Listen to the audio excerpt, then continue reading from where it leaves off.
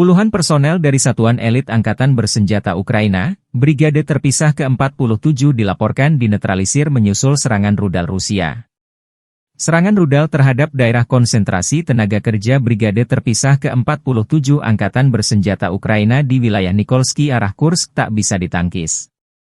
Korban tewas berjumlah 65 prajurit Ukraina, demikian dilansir akun Telegram pro-Rusia. Rekaman lain menunjukkan penghancuran Batalion Penyerangan Udara ketiga dari Brigade Penyerangan Udara Terpisah ke-80 Angkatan Bersenjata Ukraina oleh serangan drone di wilayah Basi, tidak jauh dari kota Sumy. Bangunannya cukup besar, sehingga beberapa drone dikirim untuk bekerja sekaligus. Setelah serangan kedua, amunisi meledak, menyebabkan seluruh bangunan runtuh. Sebanyak 55 prajurit Angkatan Bersenjata Ukraina dan sejumlah peralatan tempur dilaporkan dinetralkan.